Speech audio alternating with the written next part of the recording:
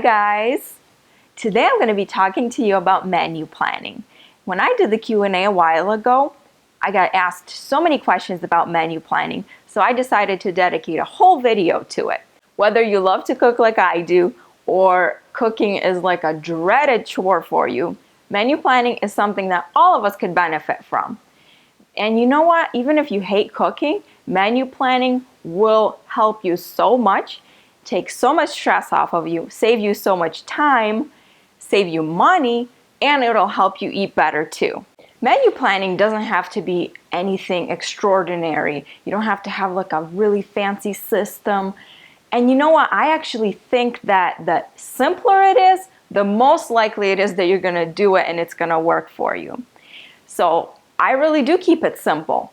I usually menu plan about once a week. Usually for me that's on the weekend, on Sunday or something.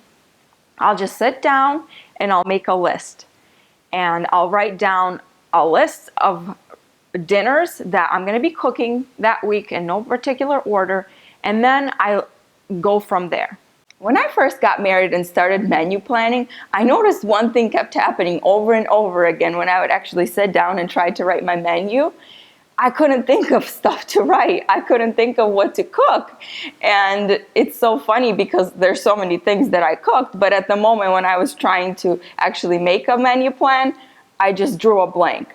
So what really helped me is I sat down and wrote down all the things that I cooked, all the meals that I cooked, and I wrote them down in one place, and then eventually I typed it up really simply, just on the computer and printed it up. And every time I would sit down and write a menu, I would look at that recipe index and I divided it up into categories like side dishes, soups, vegetables, entrees, sweets. So every time I sat down and wrote a menu, it was so easy because I had everything that I cooked right there and I didn't have to think of stuff. And whenever I couldn't think of anything, it was right there to help me. Now that I have my blog, I just go over there because that's what I cook all the time. I actually cook all those meals that I post.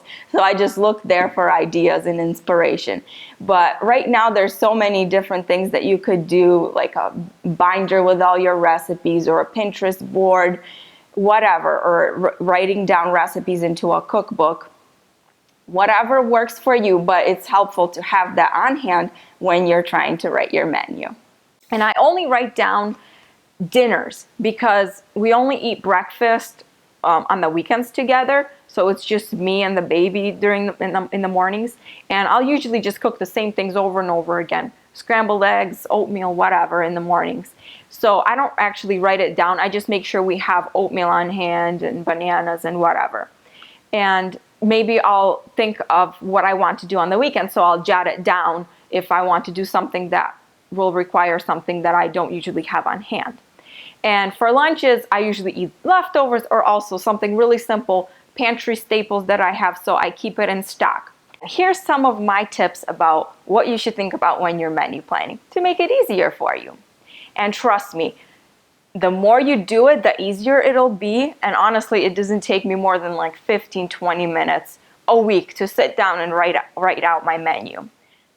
The first thing that I do is I go and shop my own pantry and freezer and refrigerator. For some reason, once you bring those groceries home from the store, they don't seem as interesting as they were when you bought them. And everything looks so good in the store, but once you bring it home, it's like, oh, that old thing. And that's why there's so much waste of food, because people just don't end up using it all.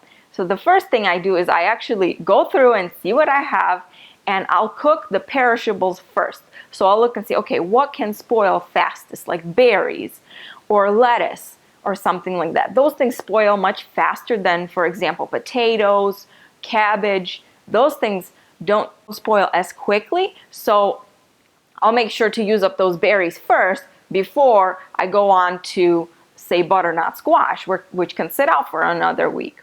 Actually, one thing that I like to do about once a month is to do very minimal grocery shopping, or not at all that week, and just play a game of use up what's in the pantry and fridge.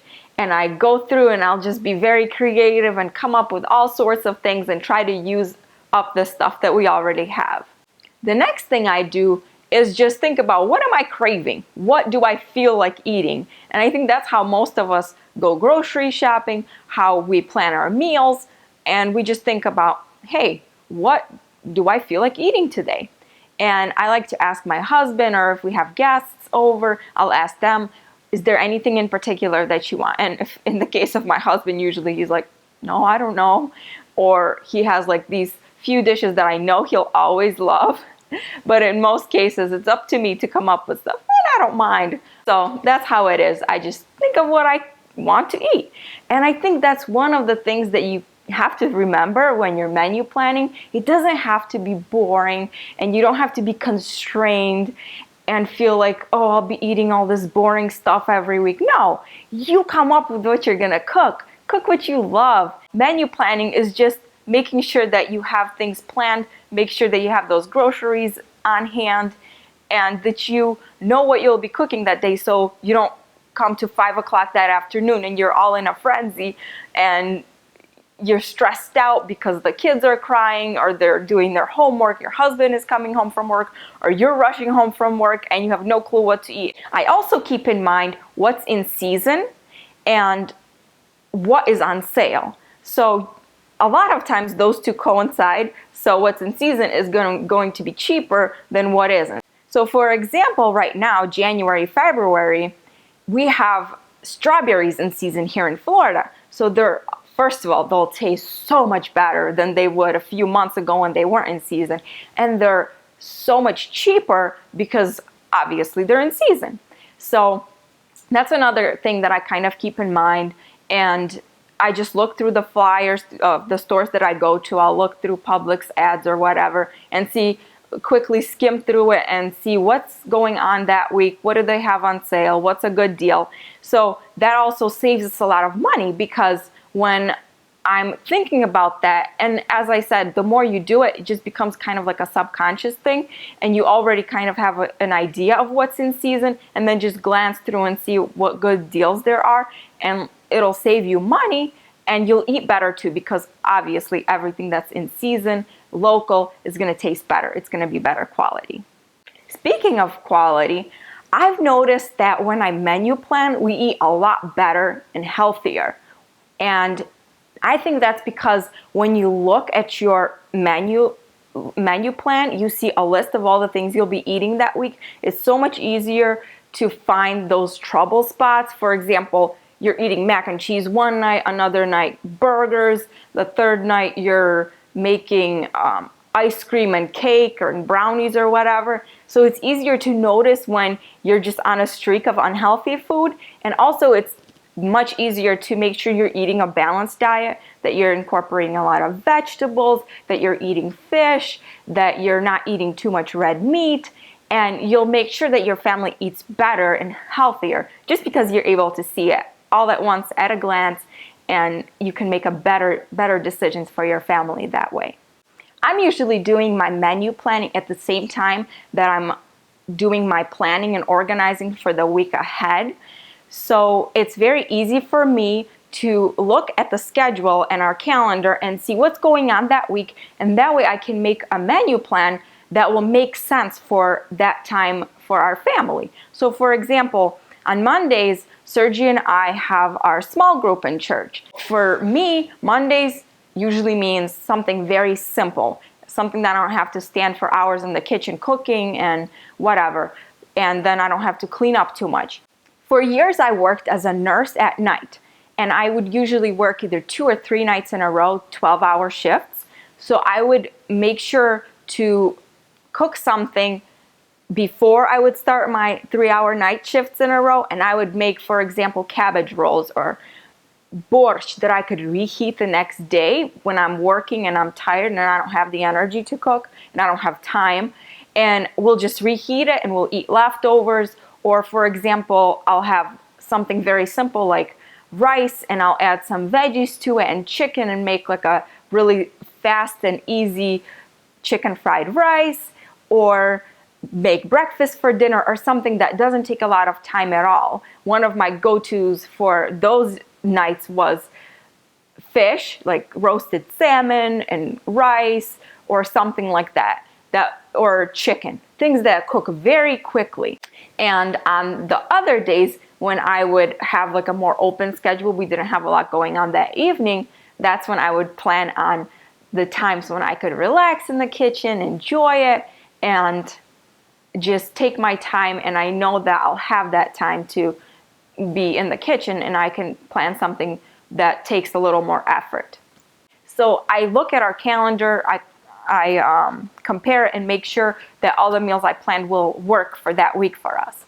And at the same time, I will write my grocery list. So I'll either write it on my phone or here in my planner. I have a place for a shopping list, and I'll write down what we need to buy for those meals. So I'll make sure that I'm doing it while I'm menu planning, so I'm not gonna forget something at the store. And of course, I write down all the staples that we use every week too.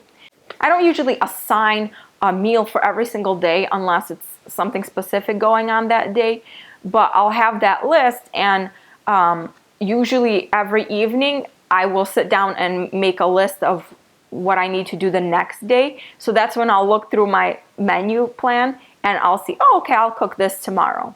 And I'll jot it down in my planner, and that way it's evening, I'll take out the frozen chicken, make sure it thaws by morning or whatever. I'll do some prep work if I can and I have the time. Last but not least, plan a few extra dinners and snacks and buy those groceries and have them on hand just in case something doesn't go right. Come on, you guys all know how it is. Something happens.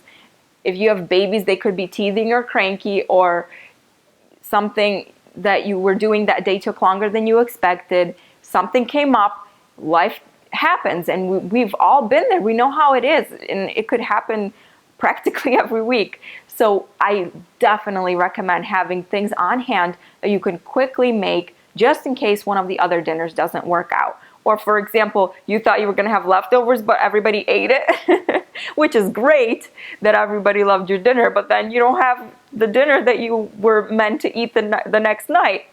But that's okay, because if you have like pasta, potatoes, eggs, you can always make something very quickly and your family will be happy, satisfied, and those dinners should be something that don't take a lot of time. One of my go-tos is a Spanish tortilla. I have the recipe up on my blog, and it's basically a potato, onion, and pepper frittata, and it's so easy. I always have those ingredients on hand, and if I don't have peppers or peas or whatever, I can just make it simply with potatoes and onions and mushrooms or whatever else I have in the refrigerator. You can always make omelets or pan fry some potatoes, жареная картошка. That's like awesome and always satisfying in our family anyway. Pasta, if you have some canned tomatoes, you can quickly make a sauce. Things like that, you know? Or you can buy ingredients for something else, and guess what?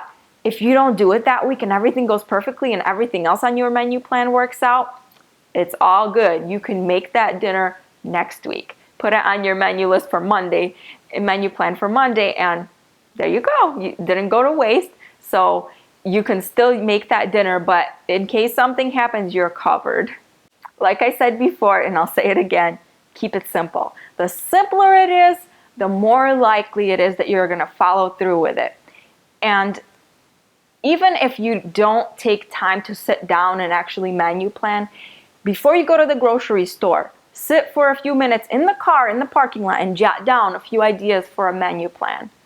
And it's much easier if you do it beforehand, because then you can look in your pantry and see what you have on hand or not. But it'll still save you so much time and frustration, even if you just take a few moments right before you go grocery shopping. That's better than nothing.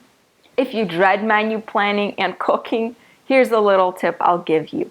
Make it something you look forward to. Make it a treat for yourself, and ask your husband to watch the kids while you go to a local coffee shop. Sit down and get yourself a cup of whatever you like to drink. Sit there and make your menu plan. Look at all your Pinterest things that you pinned and wanted to try. Here's a perfect opportunity to try all those recipes that you see on other blogs and videos and cookbooks or magazines, whatever. Put them in your menu plan and try them out. I love menu planning, and for me it's a treat, and I just enjoy organizing and planning, sitting there with my cup of tea and my planner. But I know that not everybody's like that, and that's totally fine. But I'm telling you, if you start menu planning, just take 15 minutes a week, and you won't have to think about it all week instead of being stressed about food every single day. I hope these tips were helpful for you and will help you get started on menu planning. Or if you already menu plan, just give you a few ideas of what I do. And if you do menu plan, I love to hear the way you do it and share some ideas, and I'd love to hear them in the comments, so please share. So thank you so much for watching, and happy menu planning.